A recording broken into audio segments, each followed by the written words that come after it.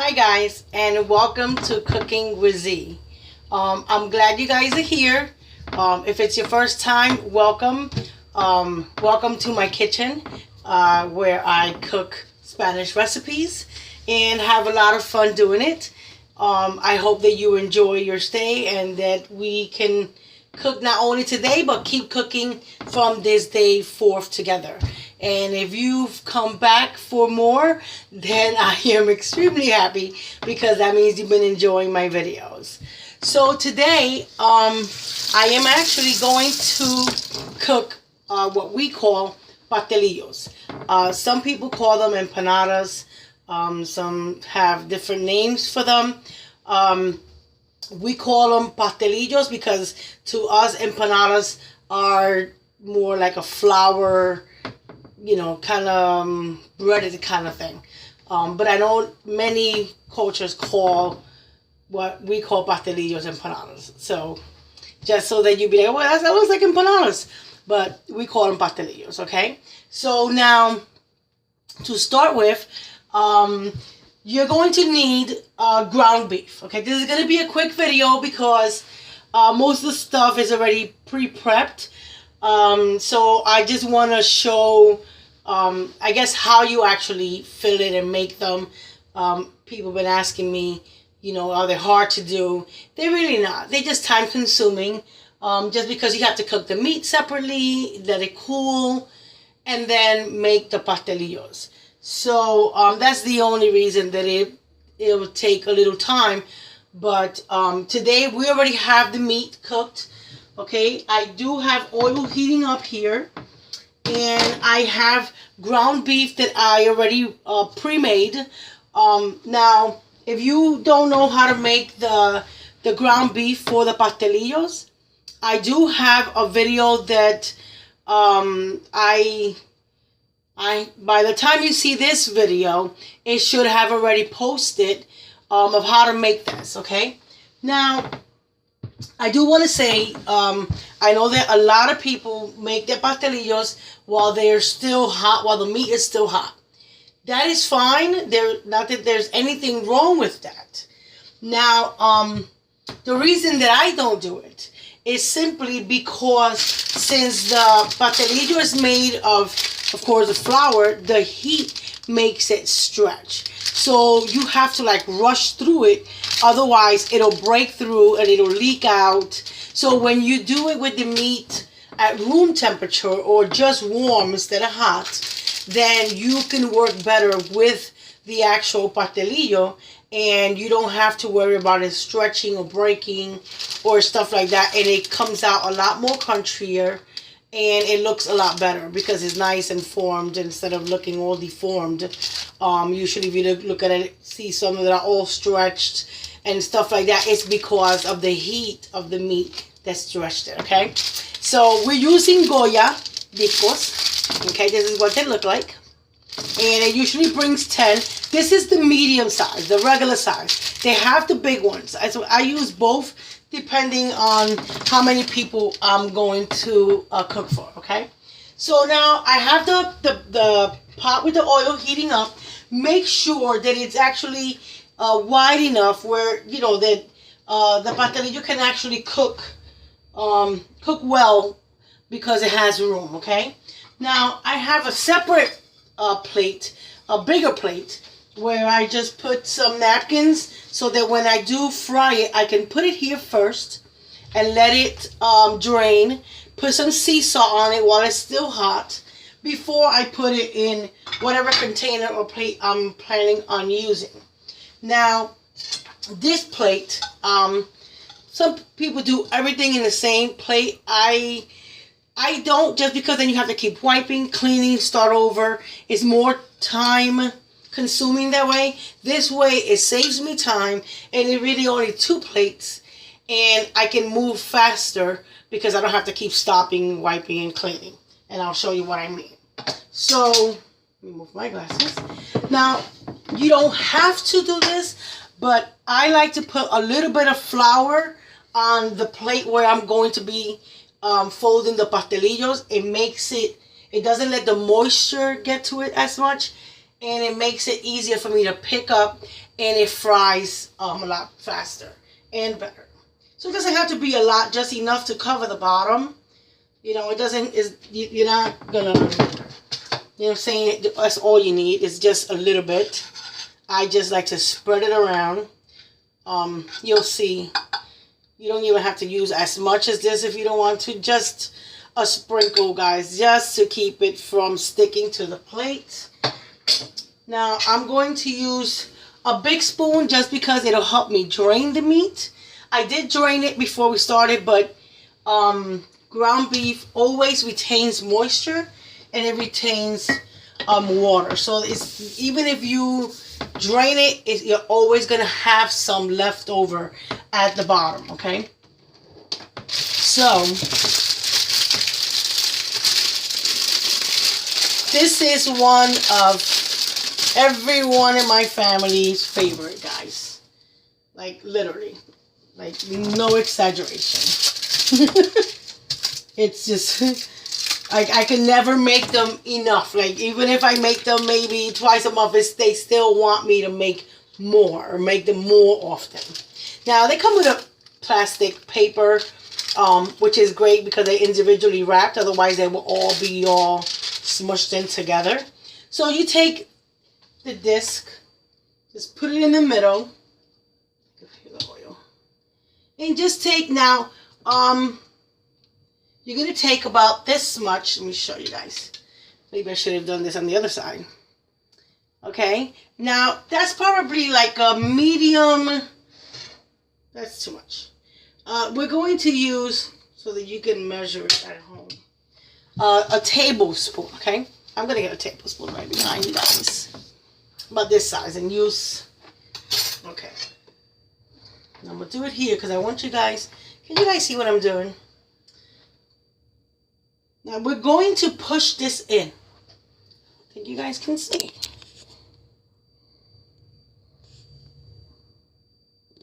I am going to put it right here because you guys need to see this. Okay, we're going to fold it over. Make sure that the tips are touching. Do you see that? That the tips are touching. Okay? If you have to use your fingers to push this back in because you put a little too much meat, that is fine, as long as the flour is touching and that you have enough room to do this, guys. Okay, once you get the fork, you're going to just, I don't think the flour lets you guys see.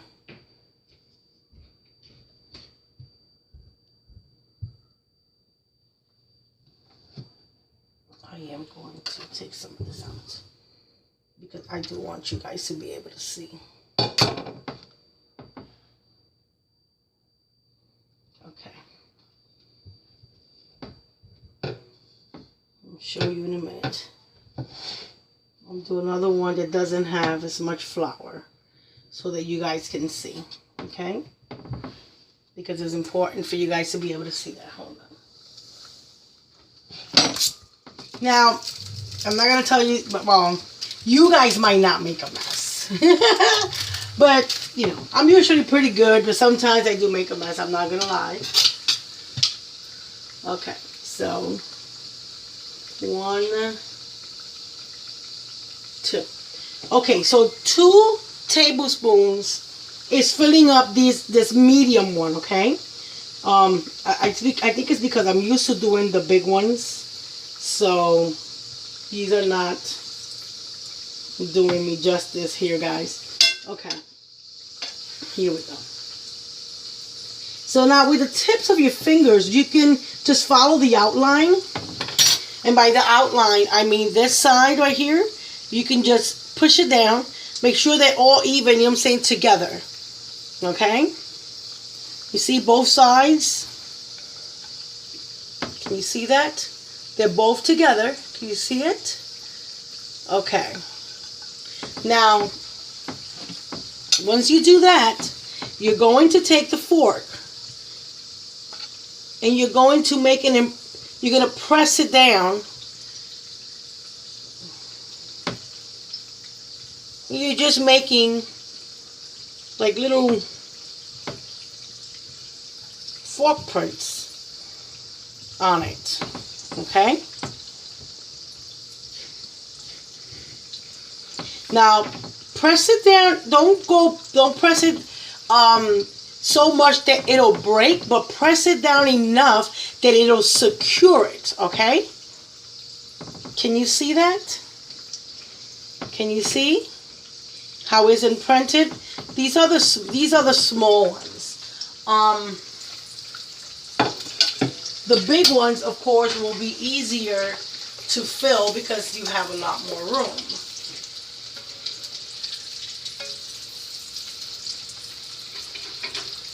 Now, we're going to do 1.5 instead of 2.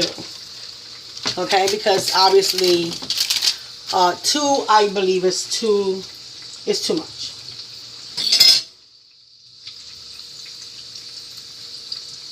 One.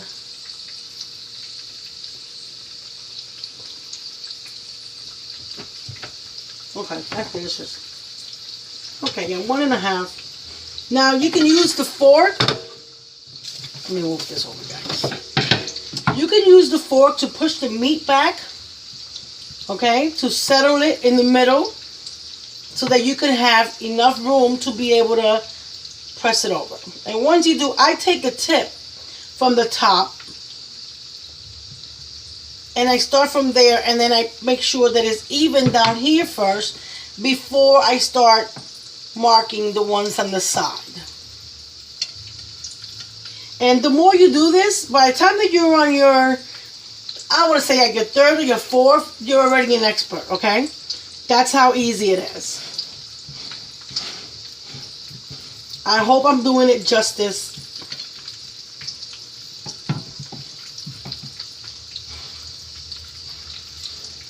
You see how fast that is? Because the dough is really soft. Do you see that?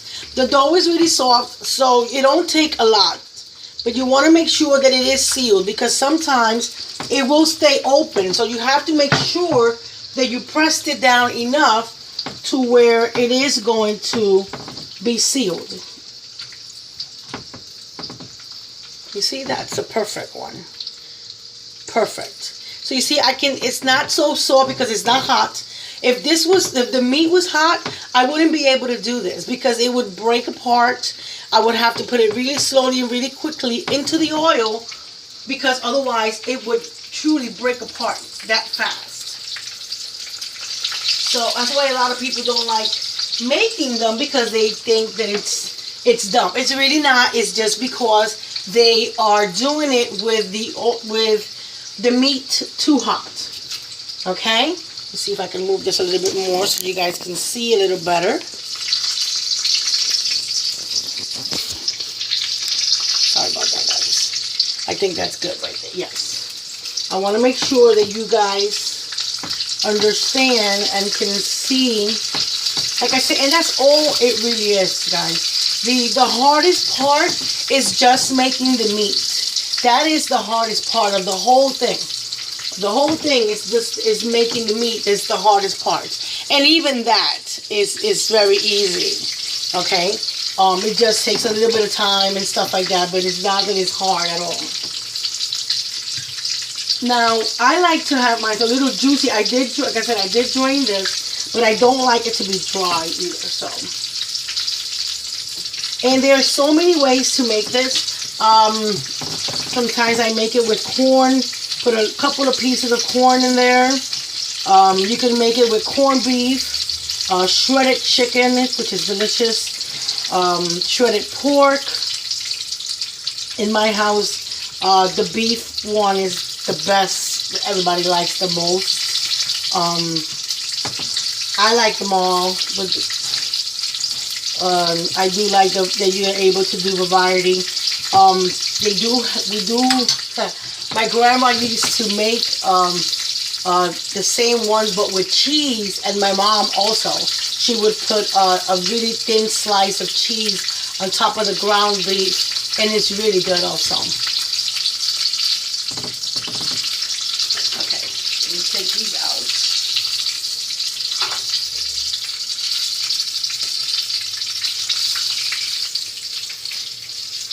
I should have bought the bigger ones for this video, so that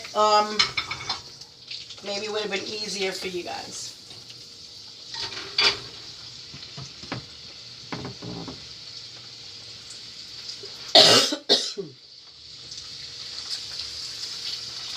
I don't know if you can see that, guys. Excuse me. Let me drink some water.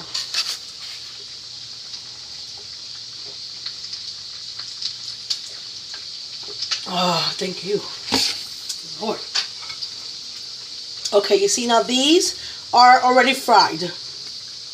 You see how fast that was? You see none of them are broken. Ooh, it's hot. So I usually just put a little bit of sea salt. I wait till there's a couple more, but see, what it is, it's when they're first fresh out of the oil. That's really when you want to put the sea salt, okay? Because it'll soak into the crust. So that's the only reason that I'm letting you know to put it when you first get it out. I mean, you can do it afterwards. It just won't have the same exact effect. You understand? Because once the oil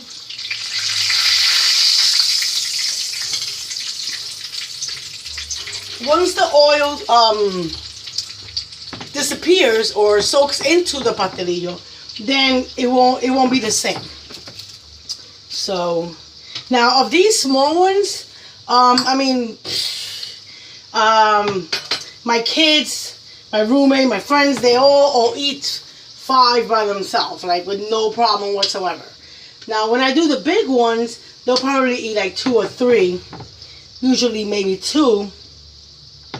But the smaller ones definitely are going to eat a lot more because they're smaller. So, and like I said, it'll take you no time at all. The pack brings 10. I usually do 2 packs of the big ones and usually 3 of the small ones, depending on how many people. If it's just 2 people, then I'll just do sometimes 10 or maybe just 2 packs, so that we'll have some leftovers for the next day. So you see that? That's just beautiful. And like I said, it's very easy. So you can see the powder, the flour makes a big difference on it. It really does. I need to put more flour on here. You saw the difference between the one that didn't have the flour and the ones that do have the flour. It's a lot more manageable. I can move it how I want. I'm going to make maybe 1 more, guys, and I think that's good. I'm not going to make you guys watch the whole pack. But this is something that is good for the kids, like snack after school on a weekend when you don't really want to cook. I mean, it's really fast, and sometimes what I'll do, if I do some ground beef or whatever and I have extra, I'll put it in a container that I can freeze, or put it in a Ziploc bag that I can freeze. And then if I want to make pastelillos, I'll make sure that I'll take the meat out the day before and defrost it, or you can even defrost it in the microwave. Now let me tell you something about defrosting in the microwave. Make sure that you're on defrost and not on cook. It's a big difference. If you're defrosting meat, you're defrosting it, it's not cooking it. So that way it doesn't ruin the meat. Okay, it doesn't dry it out. And you want meat to be nice and juicy. Now I'm gonna open one of these for you to see what it looks like.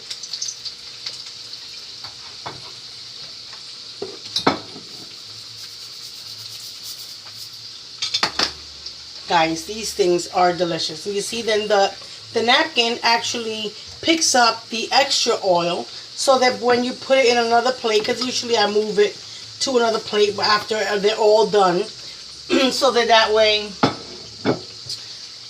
it'll be, one, it look better, and two, that way it doesn't leak anymore. Let me stop that. Let me just finish these, and I will show you guys how beautiful. Ooh, that burnt my finger. So you see, guys, it's easy. It's not hard at all. It's not something that takes a genius to make. Like I said, the meat is the part that takes the longest, just because you got to cook it and then cool it off, and that's it, really. Nothing about it is hard. Like I said, there is a link at the bottom that I'm going to put so that you can see the video if you haven't. If not, it's on the same page. By the time that this video loads up to YouTube, I'm sure that the ground beef video will be there. So that way you can maybe take a look at it and see the recipe in case you want to try it. It's not difficult at all. It's a very easy recipe to do, and I know that you guys will definitely enjoy it. I know your family will enjoy it. You're definitely gonna be hooked to these, guys. There is no way that you cannot. Okay, there's no way that you cannot. I haven't met a person yet that doesn't like pastelillos, and that their family, they have tried it and their family has not liked it. Not yet. So I'm going to turn this off for right now, because I do want to show you guys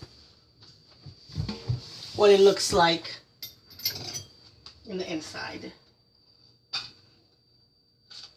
Ooh, it's hot.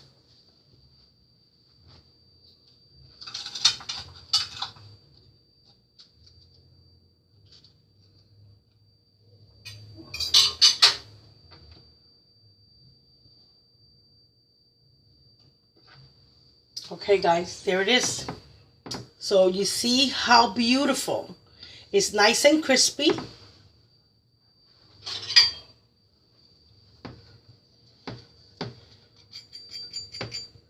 That's the real test, right? It's nice and crispy. You can, some people cut it in half, some people, I like mine to be full. And I mean, it's beautiful. The color is beautiful. The taste is beautiful. I like to eat mine with hot sauce. Look at this. I mean, it's amazing. And like I said, everyone will like it. Everyone is going to ask you to make them some more pastelillos. Before you know it, you're going to be an expert. You'll be trying all the different kinds. I will be making other videos showing you the other flavors, the shredded pork, the shredded chicken. They are delicious. Well, pork itself has a lot of flavor, so anything that has pork in it is going to be delicious. And believe it or not, even though corned beef is a rare, most people don't like to cook a lot with corned beef, but it has a lot of flavor in it. So guys, I hope that you enjoy this. I hope that you try it. I will probably try to make another video with the bigger pastelillos, so that maybe it'll help you guys see it better. I hope that I'm making it justice with this video. Okay, so guys, this is the pastelillos. I mean, they are beautiful, and like I said, I mean, these are like the perfect size for a snack. Okay, they're not the real big ones, they are the medium ones. So they're perfect for kids, for when they come out of school and you don't want to make something big. You can cook it ahead of time, and they can just reheat it in the microwave or put it in a what do you call it, a toaster oven, just for a few minutes, and they're ready to eat. They can eat it with, they could dip it in ranch, they could put hot sauce in it, whatever they want.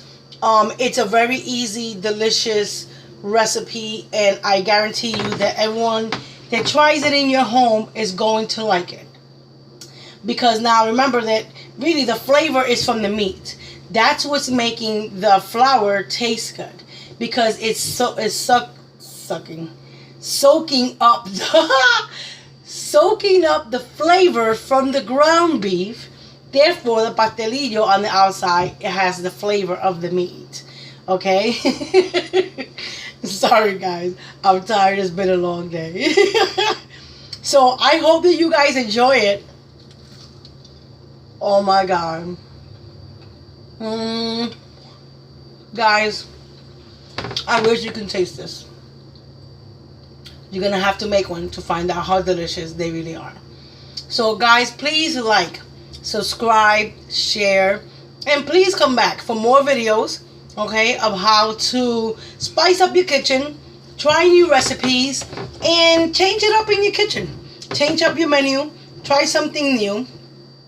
Don't be scared, try something new. If you don't like it, you don't like it. But you'd be surprised how much you will, okay? So thank you for tuning in, guys. And that's it for this video. I hope you enjoyed it. Please don't forget to subscribe. Don't forget to like. And please share it with your family and your friends. Leave comments. Let me know what you think. And I will see you guys in the next video. Thank you. Bye.